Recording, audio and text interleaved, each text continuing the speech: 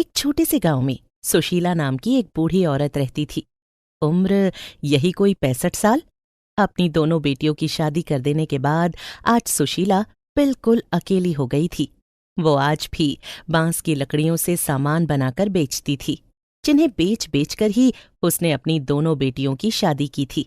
लेकिन दोनों बेटियां कौशल और कविता पिछले कई सालों से अपनी मां से मिलने के लिए नहीं आई थीं, और बूढ़ी सुशीला को अपनी बेटियों के घर जाने में शर्म आती थी।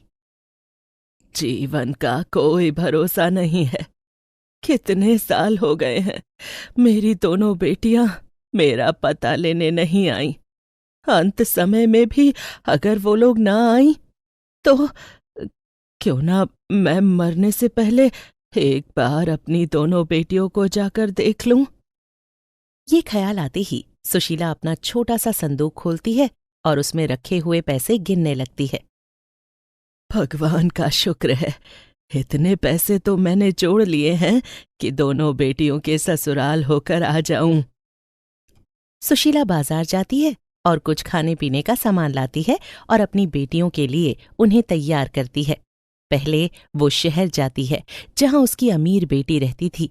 शादी के बाद उसके पति ने मेहनत की और वो अमीर हो गया। उसकी बेटी कौशल को लगता था कि ये सब उसकी किस्मत की वजह से हुआ है। अगर वो वापस अपने घर जाएगी तो उसकी किस्मत खराब हो जाएगी। सुशीला को अपने दरवाजे पर खड़ा हुआ देखकर कौशल हैरान हो जाती है। माँ, तुम यहाँ? सब ठीक तो है ना? हाँ हाँ, घबरा मत, सब ठीक है। तू 5 सालों से मुझे देखने नहीं आई तो सोचा मैं ही तुझे देख लूं। कहाँ है मेरा नाती? कौशल अपनी माँ को अंदर बुला लेती है। उसके बाद वो अपने बेटे को आवाज देती है। उसका बेटा अब काफी बड़ा हो चुका था, लेकिन अपनी नानी को पहली बार देख रहा था। आप मेरी नानी हो? माँ, तुमने कभी बताया नहीं। कैसे बताती बेटा, इतने अमीर घर की होने के बाद उसे अपनी गरीब माँ की याद कहाँ आई होगी। माँ, मुझे क्यों बातें सुना रही हो? तुम्हारी बेटी नहीं आई, कविता, तुम्हारा पता लेने? नहीं, वो भी कभी नहीं आई। नानी, आप मेरे साथ मेरे कमरे में चलो, वहीं रहना। मेरे पास बहुत सारे खिलौने हैं। हाँ हाँ माँ, तुम गोलू के साथ चलो, मैं कुछ खाने पीने को लेकर आती हूँ। रसोई में सामान तैयार करते हुए कौशल हैरान थी। इस तरह अचानक इतने सालों बाद माँ मेरे घर आई हैं। जरूर कोई बात है। कहीं ऐसा तो नहीं कि वो छोटा सा घर मेरे नाम करने आई हो? हाँ। अगर ऐसा है तो ये तो अच्छी बात है, उसे बेचकर काफी पैसे मिल जाएंगे। ये ख्याल आते ही वो बड़ी खुश हो जाती है। थोड़ी देर में वो अपने बेटे के कमरे में जाती है और माँ को खाने पीने के लिए देती है। तेरा घर तो बहुत सुंदर है। जमाई जी कब तक आ जाएंगे? उनसे भी मिल लेती। तुझसे मिलने के बाद मैं कविता के यहाँ जाऊंगी। तुम दोनों ने तो कसम खा ली थी कि अपनी माँ को नहीं देखोगी, लेकिन माँ तो माँ होती है। क्या कहा? तुम यहाँ से कविता के पास भी जाओगी? वैसे माँ, तुम्हारे आने का क्या कारण है? क्या तुम वो घर बेच रही हो? क्या बात है कौशल, इतनी अमीर होने के बाद भी आज तुझे बस पैसा ही दिखाई दे रहा है? हैं? अपनी बूढ़ी गरीब माँ दिखाई नहीं दी? ये सुनकर कौशल शर्मिंदा हो जाती है। अगले दिन सुशीला अपना थैला उठाकर अपनी छोटी बेटी कविता के पास जाती है। उस समय कविता आंगन में झाड़ू लगा रही थी और उसकी दोनों बेटियां एक गुड़िया के साथ खेल रही थीं। अपनी माँ को देखते ही कविता ने झाड़ू फेंकी और भागकर अपनी माँ के गले लग गई। हाँ, माँ, तू अचानक यहाँ पर? हाँ, तू ठीक तो है ना माँ? सुनो, देखो, तुम दोनों, तुम्हारी नानी माँ आई हैं। जाओ, जल्दी से चारपाई बाहर निकाल कर लाओ। कविता की दोनों बेटियां भागकर चारपाई बाहर ले आती हैं। कविता अपनी माँ को उस पर बैठाती है और सुशीला अपनी दोनों नातिनों को गले लगा लेती है। कविता, तू भी कितने सालों से मेरा पता लेने के लिए नहीं आई, तो सोचा मैं तुझसे मिल लूं। अभी अभी कौशल के यहाँ से आ रही हूँ। अच्छा, कौशल दीदी के यहाँ से? वो ठीक तो है ना? हाँ हाँ, वो भी ठीक है और मैं भी ठीक हूँ। मैं तो बस तुम लोगों को देखने के लिए आई थी। भगवान के घर से कब बुलावा आ जाए क्या पता। नानी माँ, भगवान के घर से जब बुलावा आएगा तो आप मना कर देना। हाँ नानी माँ, आप हमारे साथ ही रहना।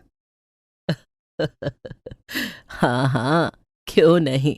तुम दोनों को देखकर तो मेरे कलेजे में ठंडक पड़ गई। कविता, तू कहाँ जा रही है? मेरी माँ पहली बार मेरे घर आई है, उसको खाने के लिए तो कुछ दूंगी ना। अभी कुछ बनाकर लाती हूँ। ज्यादा कुछ तो नहीं है मेरे घर में, रूखा सूखा जो भी है खा लेना माँ। और थोड़ी देर में कविता खाना बना लाती है। सब लोग बैठकर खाना खाते हैं। माँ, मेरे घर में तो यही रूखा सूखा है। कौशल दीदी के यहाँ तो आपने बड़े ही अच्छे पकवान खाए होंगे। कैसी बातें सोच रही है? कौशल अब बहुत अमीर हो गई है। खाना तो खाया मैंने उसके यहाँ पर, लेकिन उसने मेरे लिए कुछ नहीं बनाया। पता नहीं क्या क्या बाहर से मंगाती रही। अ, जमाई राजा कब तक आएंगे? सुशीला के इस प्रश्न पर कविता चुपचाप सारे बर्तन उठाकर वहां से चली जाती है। बाबा घर नहीं आते हैं नानी माँ, हमने तो उन्हें कई साल से नहीं देखा। ये सुनकर सुशीला बहुत दुखी होती है। वो कविता के पास जाकर उससे पूछती है, क्या बताऊं माँ, मुझसे कह रहा था कि बाहर जाकर पैसे कमाऊंगा, फिर कभी वापस नहीं आया। इसीलिए मैं भी तेरे पास नहीं आई। सोचा तू परेशान हो जाएगी अपनी बेटी को इस हालत में देखकर, और ऊपर से मेरे पास तो दो दो बेटियां हैं। पर कौशल दीदी से मुझे ऐसी उम्मीद नहीं थी। मुझे तो लगा कि वो मुझे भूल गई, लेकिन अपनी माँ को नहीं भूली होंगी। ये तूने कैसे सोच लिया, हाँ, कि एक माँ अपनी बेटी के आने पर दुखी होगी? आती तो तेरा दर्द कम हो जाता। अब ऐसा मत सोचना कि तेरी माँ अकेली रहती है। तुम लोग आओगे तो मुझे बहुत अच्छा लगेगा। अपनी दोनों बेटियों से मिलने के बाद सुशीला अपने घर आ जाती है। वो बेटियों की सोच को समझने की कोशिश करती है। एक जो अमीर है इसलिए नहीं आना चाहती, और एक गरीब है इसलिए नहीं आना चाहती कि उसकी माँ का खर्चा होगा। मैं तो बेवजह ही चिंता कर रही थी। ये सब तो परिस्थितियों के अनुसार हो रहा है, पर मुझे खुशी है कि मैं अपनी दोनों बेटियों से मिलकर आई हूँ और दोनों बेटियों को बुलावा भी दिया है। देखते हैं आती हैं या नहीं। कई महीने गुजर जाते हैं। सुशीला अपनी दोनों बेटियों के यहाँ पर बुलावा भिजवा देती है। बुलावा देने वाला जब वापस आता है, अम्मा, आपकी दोनों बेटियों को बोल दिया है, कह रही थी कि अगले हफ्ते तक आ जाएंगी। एक बात कहूं अम्मा, आपकी बड़ी बेटी ने तो मुझे घर के अंदर ही नहीं घुसने दिया, बाहर से ही संदेशा सुना और चलता कर दिया। लेकिन छोटी बेटी के घर गया तो उसने पानी पिलाया, खाना खिलाया, आपका हालचाल पूछा और कहा कि वो जल्दी आ जाएंगी। अम्मा, आपकी बड़ी बेटी तो बहुत अमीर है, तो आप वहां जाकर क्यों नहीं रहती? बेटा, अमीर होने से दिल अमीर हो जाए ऐसा जरूरी नहीं है। मैं यहीं ठीक हूं, बस वो दोनों आ जाएं। फिर एक दिन दोनों बहनें एक ही समय पर अपनी माँ से मिलने के लिए आती हैं। जहां कौशल अपनी महंगी सी गाड़ी से आती है, तो वहीं कविता बस के धक्के खाकर आई हुई थी, लेकिन फिर भी वो आते ही अपनी माँ की सेवादारी करने लग जाती है और कौशल आराम से बैठकर बातें। हाँ, यहाँ पर तो कुछ भी नहीं बदला है और इस घर की हालत भी बहुत खराब हो गई है। इसके तो कोई पैसे भी नहीं बनेंगे ज्यादा। ऐसा क्यों बोल रही हो दीदी? तुम तो इतनी अमीर हो, थोड़े पैसे लगाकर ठीक क्यों नहीं करवा देती हो माँ के लिए घर? क्या कहा तुमने? तुम क्यों नहीं करा सकती हो? अगर मेरी हालत ऐसी होती तो मैं आपसे कभी ना कहती, लेकिन माँ के लिए फिर भी कुछ ना कुछ तो जरूर करूंगी। हाँ हाँ, जरूर करो। वैसे मुझे तो लगता है कि माँ अब तुम्हें ये घर बेच देना चाहिए। घर बिक जाएगा तो माँ कहाँ रहेंगी? तुम क्या इन्हें अपने साथ लेकर जाओगी? तुम तो ऐसे बोल रही हो जैसे कि ये बस मेरी माँ है और तुम्हारी नहीं। ऐसा करते हैं, 6 महीने मैं माँ को अपने पास रखूंगी और 6 महीने तुम अपने पास रखना। कौशल की ये बात सुनकर सुशीला को बहुत बुरा लगता है। वो तुरंत ही कौशल को रोक देती है। कौशल, ये बात बोलने से पहले मुझसे पूछ तो लेती कि मैं अपना बंटवारा चाहती भी हूं या नहीं। तुम अमीर हो, लेकिन तुम जरा भी अपनी बहन और माँ के बारे में नहीं सोचती हो। तुम्हें तो चाहिए था कि तुम अपनी बहन का सहारा बनती। ये तुम क्या कह रही हो माँ? बिल्कुल सही कह रही हूं। परिवार का मतलब यही होता है। हाथी के पैर में ही सबका पैर होता है। लेकिन तुम इतना अमीर होकर भी अपनी बहन के बारे में नहीं सोच सकती। रहने दो माँ, मेरी तो मजबूरी थी, इसलिए मैं तेरा पता लेने नहीं आती थी कि कहीं ऐसा ना हो कि मेरे आने से तुम्हारे ऊपर बोझ पड़ जाए। लेकिन अब तू चिंता मत कर माँ, मैं अपनी बेटियों को लेकर अब तेरे पास ही रहूंगी, तेरी ही सेवा करूंगी। रहने दे कविता, तू अच्छा बनने का ढोंग मत कर। मुझे सब पता है, तू सिर्फ माँ के इस घर की वजह से यहां आकर रहना चाहती है। तो ठीक है दीदी, तुम ये घर ले लो, मैं अपनी माँ को अपने साथ अपने ससुराल ले जाऊंगी। ये सुनकर कौशल के चेहरे पर मुस्कान आ जाती है, जिसे सुशीला देख लेती है और उसे बड़ा दुख होता है कि उसकी अमीर बेटी अमीर ही नहीं, लालची भी है। मैंने तुम दोनों की परवरिश एक जैसी की, लेकिन वक्त और हालात ने तुम लोगों को बिल्कुल अलग अलग जगह पर लाकर खड़ा कर दिया। सुनो कौशल, मैंने तो तुम दोनों को मिलने के लिए बुलाया था, लेकिन तुम जब से आई हो तब से घर घर और सिर्फ घर की बातें कर रही हो। तो सुनो, आज के बाद मुझसे मिलने तुम मत आना। ये घर मैं कविता को ही दूंगी। वो आर्थिक स्थिति से भी कमजोर है और उसके हालात भी ठीक नहीं हैं। ये सुनकर कौशल को बहुत बुरा लगता है और वो तुरंत ही गाड़ी में बैठकर वहां से निकल जाती है। ये तुमने क्या किया माँ? वो नाराज होकर चली गई। तू उसकी चिंता मत कर, वो काबिल है, वो सब कुछ कर सकती है। अपने कमजोर बच्चे का ख्याल रखना एक माँ की जिम्मेदारी है। कल ही बेटियों को यहां लेकर आ जा, अब हम सब साथ रहेंगे। और कविता अपनी माँ की हाँ में हाँ मिला देती है और फिर वो अपनी दोनों बेटियों को लेकर अपनी माँ के साथ रहने लगती है। इस तरह सुशीला को भी उनका सहारा हो जाता है और उन्हें सुशीला का। चंदा बहुत ही भारी भरकम थी। कहने का मतलब ये है कि उसका वजन 150 किलो था। इतना मोटापा होने के बावजूद चंदा को ऐसा लगता था कि वो कमजोर है, इसलिए वो सारा दिन बस खाने पीने में ही मस्त रहती थी और घर के कामकाज से उसे कुछ खास लेना देना नहीं था।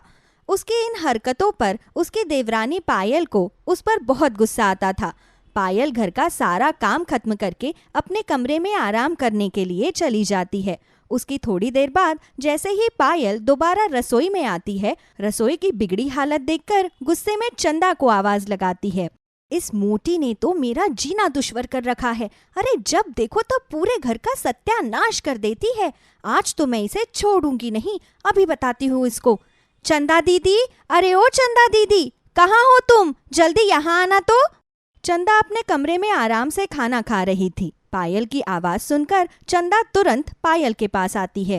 अरे क्या हो गया पायल, क्यों अपना गला फाड़ रही है? अरे अपना गला ना फाड़ू तो क्या करूँ? एक बात बताओ, आपने मुझे परेशान करने का ठेका ले रखा है क्या?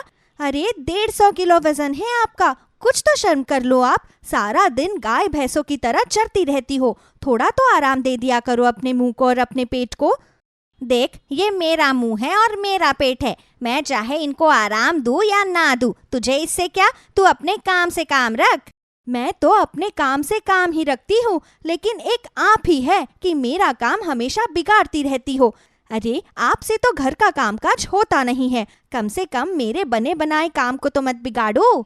सूखी हड्डी जैसा शरीर लेकर कुछ ज्यादा नहीं बोलती है तू? अरे अगर मैं सूखी हड्डी हूँ तो क्या हुआ? कम से कम आपकी तरह भारी भरकम वजन लेकर दिन भर ठूसती तो नहीं हूँ ना। अरे घर का सारा काम करती हूँ, आपकी तरह नहीं हूँ मैं। अरे वो तो मेरा इतना वजन बढ़ गया है, इस वजह से मुझसे घर का काम नहीं हो पाता, वरना पहले मैं अकेले ही सारा काम करती थी। जब करती थी आप तब करती थी, पर जब से मैं इस घर में आई हूँ तब से तो मैं आपको सिर्फ खाते पीते ही देखती हूँ। घर में एक काम तक नहीं करती हो आप। दोनों बहुओं में आए दिन घर के कामकाज और चंदा के खाने पीने को लेकर लड़ाई झगड़ा हुआ करता था। ये सब देखकर चंदा और पायल की सास विभा का पारा हाई हो जाता था और वो गुस्से में अपने दोनों बहुओं को सुनाने लगती है। अरे क्या हो गया तुम दोनों को? क्यों जंगली बिल्लियों की तरह रसोई में लड़ रही हो? अरे कभी तो घर में शांति बने रहने दिया करो। माँ जी आप ही बताओ ना, अगर मैं दीदी पर गुस्सा ना करूँ तो मैं क्या करूँ? सुबह शाम मैं अकेले ही सारा काम करती हूँ, उसके बावजूद दीदी बार बार रसोई गंदी करती रहती है। अरे मेरा यही काम है क्या कि मैं बार बार रसोई में आकर बर्तन धोती रहूँ? चंदा बहू, ये तो तेरी बात गलत है। कम से कम पायल का काम तो मत बिगाड़। अरे मैं जानती हूँ कि तेरा वजन कुछ ज्यादा ही बढ़ गया है, जिस वजह से तुझसे घर का काम नहीं हो पाता, लेकिन इसका मतलब ये तो नहीं है कि तू बार बार पायल को परेशान करे। अरे पर माँ जी आप मेरी बात तो सुनिए। मुझे अब तुम दोनों में से किसी की भी कोई बात नहीं सुननी, और अब अपने अपने कमरों में जाओ दोनों। पूरे घर को हिला कर रख दिया है दोनों ने। विभा उन दोनों को डांट कर वहां से भगा देती है, जिसके बाद दोनों अपना अपना मुंह बनाकर अपने कमरे में आ जाती है। और रात को करीबन 2 बजे चंदा को फिर से भूख लगती है। चंदा खाना खाने के लिए रसोई में जाती है और चुपके से फ्रिज खोलकर फ्रिज में जो कुछ भी खाने के लिए रखा था चंदा सब कुछ खा जाती है। चलो पेट भर गया, अब तो नींद आ रही है। अब आराम से सुबह 8 बजे तक उठूंगी। पर पूरी रसोई तो फिर से फैल गई, मैं अभी से साफ कर दूं क्या? नहीं नहीं, अभी तो मुझे बहुत नींद आ रही है और पेट इतना ज्यादा भर गया है कि मुझसे अब खड़ा भी नहीं रहा जाएगा। एक काम करती हूँ, सो जाती हूँ। सुबह पायल के उठने से पहले ही रसोई साफ कर दूंगी। चंदा फिर से पूरी रसोई फैलाकर कमरे में आराम से आकर सो जाती है और अगली सुबह जैसे ही पायल उठती है वो नहा धोकर सबसे पहले रसोई में जाती है। रसोई की हालत देखकर पायल को बहुत गुस्सा आता है और वो सुबह सुबह ही अपनी जेठानी पर चिल्लाना शुरू कर देती है। हे भगवान, इस मोटी भैंस को कितना भी समझा लो, लेकिन तब भी इसे कुछ समझ में नहीं आता। चंदा दीदी, अरे ओ चंदा दीदी, जल्दी यहाँ आओ तो। पायल की आवाज सुनकर चंदा की आंख खुल जाती है और वो उठकर बैठ जाती है। चंदा समझ जाती है कि पायल क्यों चंदा पर भड़क रही है, लेकिन फिर भी चंदा रसोई में जाती है और वो पायल से कहती है, क्या हो गया पायल, सुबह सुबह क्यों चिल्ला रही है तू? दीदी, एक तो आपने पूरी रसोई गंदी कर दी, ऊपर से फ्रिज में 2 किलो रसगुल्ला, 2 किलो पनीर और 2 पैकेट ब्रेड रखे गए थे। कहाँ गया सब कुछ? अरे आपका पेट है या खेत या फिर इंडिया का गेट? देख, माना कि कल रात रसोई मैंने ही गंदी की है, पर मैं रसोई अभी साफ कर देती हूँ। पर कल रात मैंने जो कुछ भी खाया है, तू मुझे उसके लिए कुछ नहीं बोल सकती। जितना अधिकार तेरा इस घर पर है उतना ही मेरा भी है। अगर मैंने 2 किलो पनीर खा भी लिया तो क्या बिगड़ गया इसमें? बिगड़ा कुछ नहीं है मेरी 150 किलो की जेठानी। मैंने वो पनीर सुबह के लिए रखा था क्योंकि आपके पति को और मेरे पति को ऑफिस जाना है। अब आप ही बताओ मैं क्या बनाऊं? देख, घर संभालने की जिम्मेदारी तेरी है तो तू जान कि क्या करना है अब। इतना बोलकर चंदा वहां से चली जाती है तो वहीं पायल को अपनी जेठानी पर बहुत गुस्सा आ रहा था और वो गुस्से में विभा के पास जाती है और विभा को सारी बात बताते हुए कहती है, माँ जी, आखिर ऐसा कब तक चलता रहेगा? दीदी को किसी भी चीज की कोई चिंता नहीं है, उन्हें तो बस सिर्फ और सिर्फ अपना पेट भरने से मतलब होता है। अब आप ही बताओ ना, मैं कैसे खाना बनाऊं? अरे पर बात क्या है? सारी बात बताएगी तभी तो मुझे कुछ समझ में आएगा ना। पायल अपनी सास को सारी बात बता रही होती है, तभी वहां पर चंदा भी आ जाती है। हाँ पायल, कर ले मेरी चुगली माँ जी से। अरे तुझसे मेरी एक छोटी सी बात अपने पेट में नहीं पचाई गई? ये कोई पेट में पचाने वाली बात नहीं है। देख, तेरी वजह से पायल बहुत परेशान होती है और अगर तुझसे खड़े होकर खाना नहीं बन सकता है तो कोई बात नहीं, मैं आज से ही चूल्हा नीचे रखवा देती हूँ। तू आराम से नीचे बैठकर खाना बना दिया कर और घर का बाकी का काम पायल कर लेगी। पर माँ जी, मैं अकेले ये सब कैसे करूँगी? जैसे पायल करती आ रही है। देख, जब तू इस घर में शादी करके आई थी तब तेरी मदद करवाने के लिए मैं थी, पर अब मैं बूढ़ी हो चुकी हूँ, इसलिए मैं पायल की कोई मदद नहीं कर पाती। पर मैं तुम दोनों में कभी किसी के साथ कुछ भी गलत होता हुआ नहीं देख सकती, इसलिए अब से घर का सारा खाना तू अकेले ही बनाएगी और इसमें पायल तेरी थोड़ी बहुत मदद कर देगी।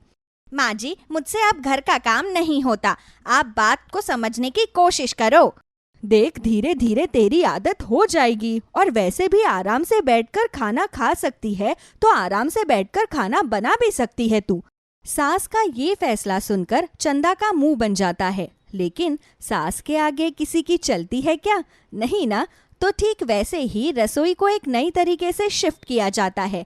गैस चूल्हा नीचे जमीन पर रख दिया जाता है।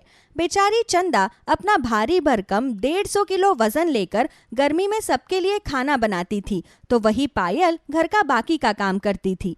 चंदा नीचे बैठकर रोटी बनाने की कोशिश कर रही थी, जहां पर वो ठीक से बैठ भी नहीं पा रही थी, जिस वजह से उससे रोटी भी नहीं बनाई जा रही थी।